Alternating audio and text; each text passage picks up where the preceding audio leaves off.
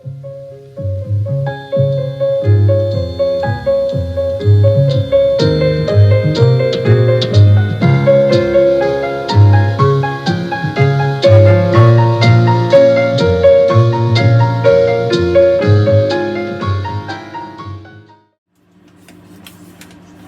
afternoon, me old mates. How are you doing? I'm in the shed of serenity. Today is very cold, practically zero, and we're expecting snow and a bit of a storm, so you might hear the wind outside.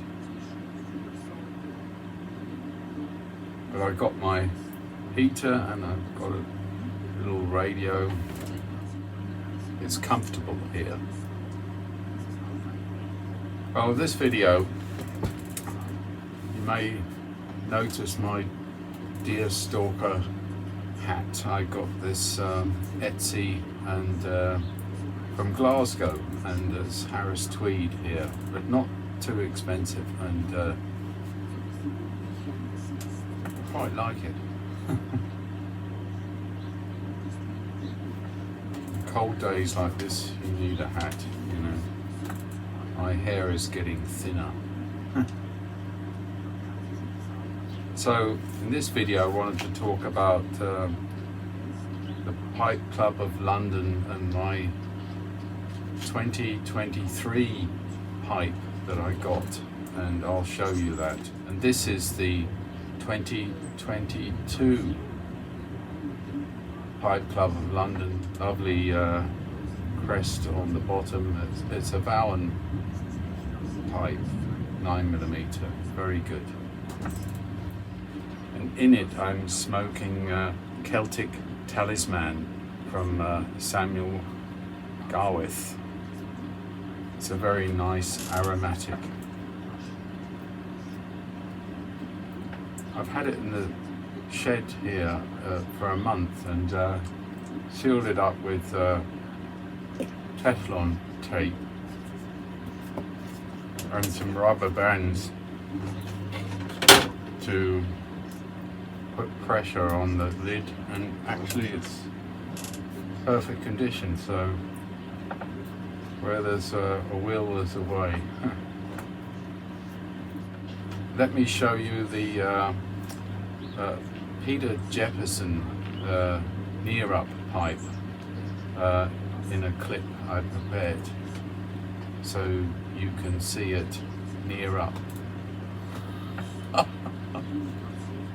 Well, hello my friends. I want to show this lovely new pipe from the Pipe Club of London, which I'm a associate member.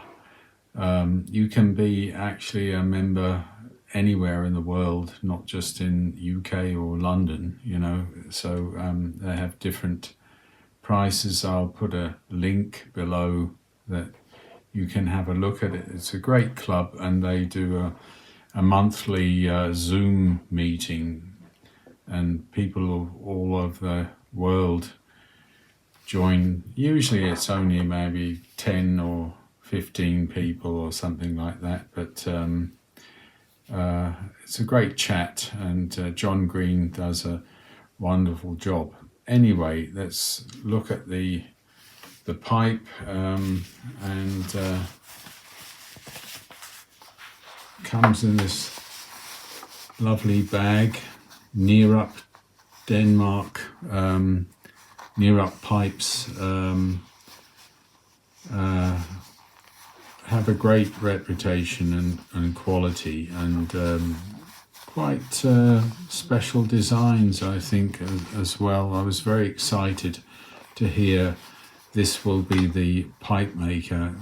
Changes every year depending on what they arrange, but this is really a lovely one. Look at this. Quite different. A huge bowl, a very big bowl, very deep. Must be like 40 millimeters. I just actually smoked it, and I thought I've cleaned it, but almost clean, yeah. So, and it's a great smoker, I must say. This little short stem, this is unusual for me. I like longer stems, but this one hangs on your lip and your chin just perfectly, like an umpal. So it's and I like an umpal, so that's worked out very well. And it's rusticated and heavily stained with dark brown. This is really lovely. And of course, I'm always a sucker when a metal band, silver, or this case is in brass, you know.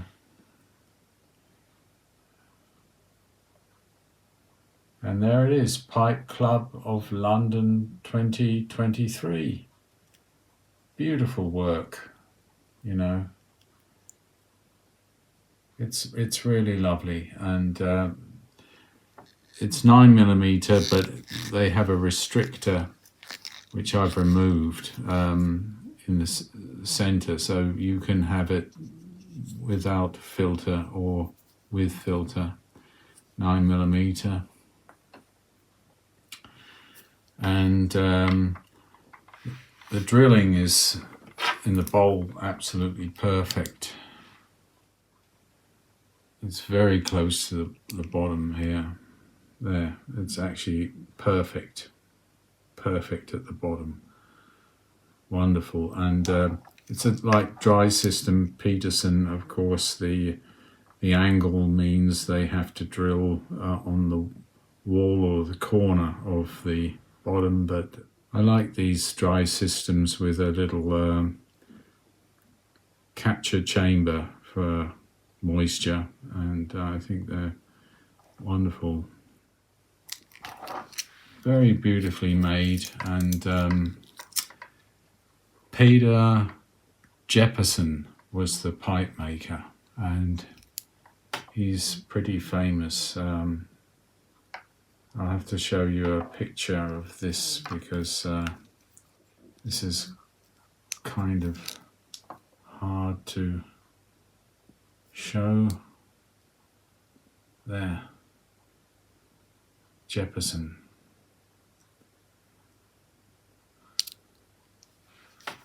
So got this for £109, and that's including shipping.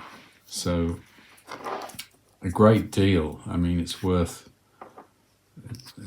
a lot more. And every year, almost every year, they do a Pipe Club of London pipe, and slightly subsidised on the membership, so you can't beat the price. This is worth at least £150, I think, maybe more, and it's quite unique.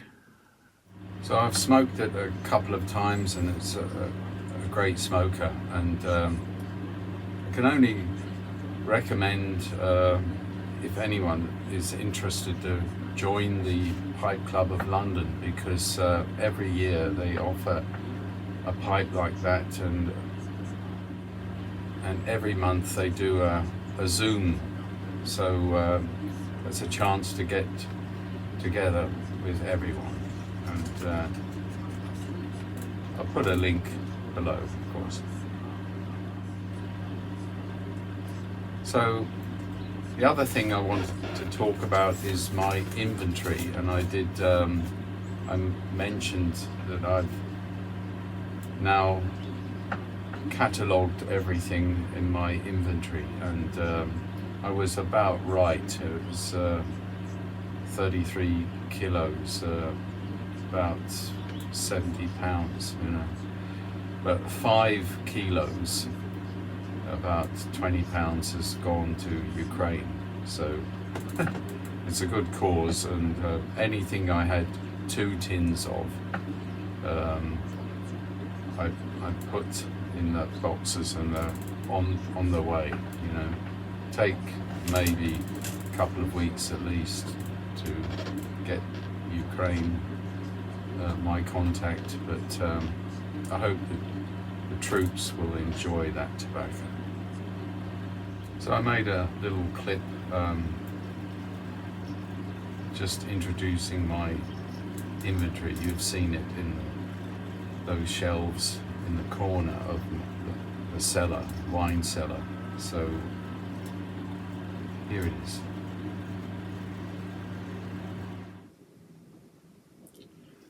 So my friends, I'm doing an inventory count of all my tobacco, or most of it, that I have in the house we live most of the time. And here, one shelf after another. So 7 shelves in this stack, and 10 small shelves in this stack, and I'm counting everything and labeling everything in my inventory. That's how it level 1, what kind of tin is, the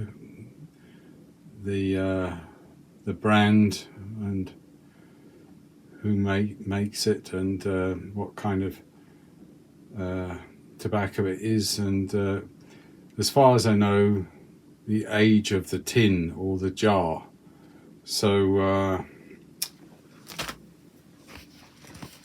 I will tell you what the results are when I'm finished. I still have to find homes for these tobaccos as well.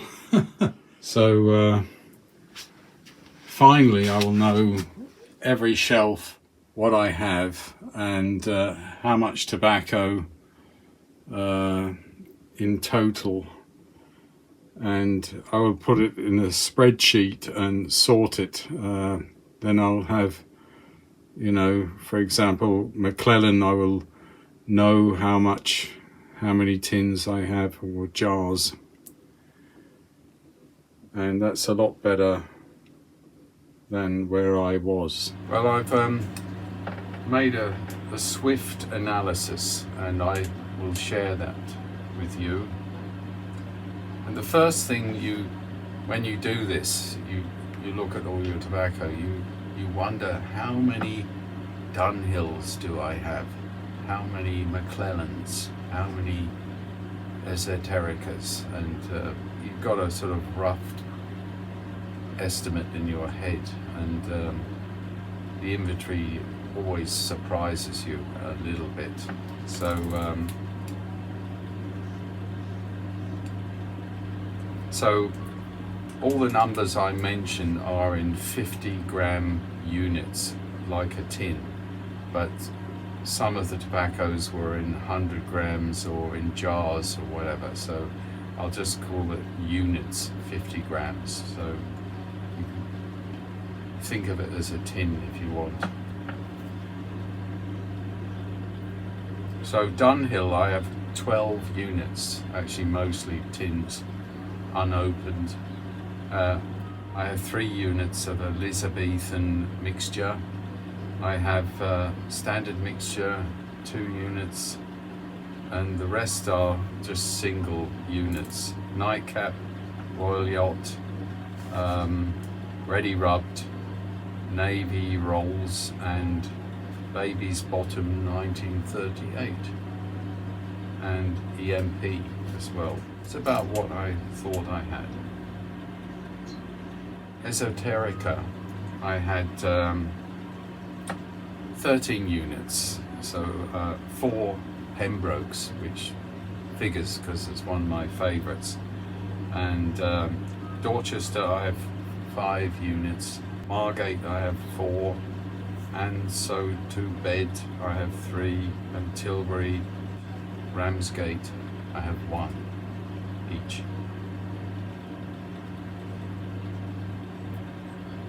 So far so good.